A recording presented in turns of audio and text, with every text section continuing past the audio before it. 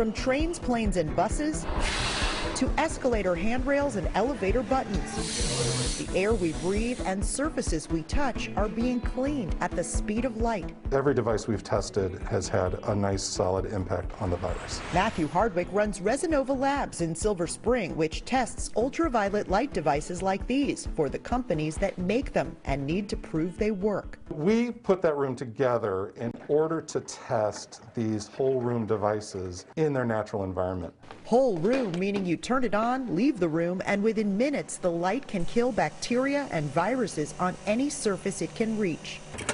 They use live samples of a coronavirus cousin that mimics COVID-19, since vaccine research gets priority for samples of the real thing. Hardwick says when viruses are placed around his special test room, ultraviolet light has proven to eliminate 99.99% of them. It disrupts the molecules of the virus.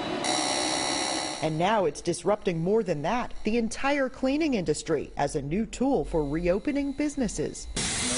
From dentists, I don't want to put my staff at risk. I don't want to put my patients at risk. To diners. It's costly, but I think everyone will do it because it's less costly than not having guests in your restaurants. Silver Diner spent about $500,000 to install UV lights in the HVAC system of 20 restaurants, handheld sterilizers for high-touch surfaces, and a UV light system to clean the interior each night. Where we're setting the trend of might be something that's going to be a requirement for all restaurants in the future. UV light technology has been disinfecting hospitals for decades, but design limitations prevented widespread use. Now it's all about building customer and employee confidence to return to the office, the gym, or to traveling.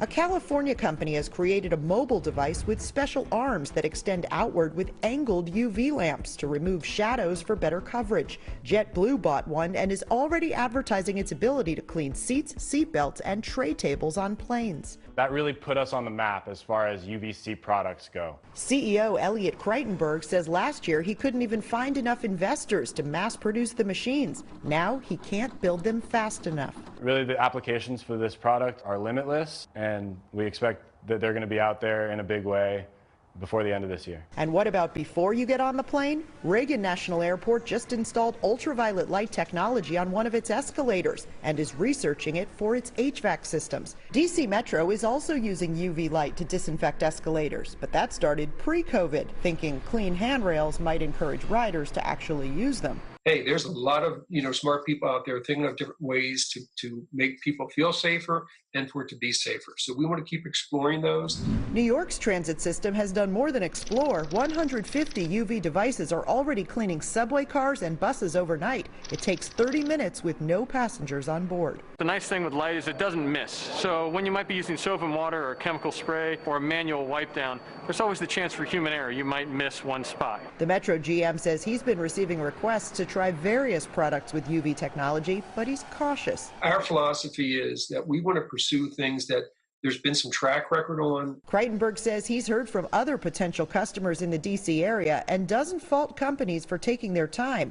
Even Amazon is developing its own UV technology for eventual use in warehouses and grocery stores. Because the truth is we have one chance to reinstill this confidence in our guests and customers, so it's really important that we get it right the first time. He says it's also really important to keep the public and the workers who are using the technology safe, since exposure can hurt your eyes and skin. They want it to be the best disinfecting technology you'll never see.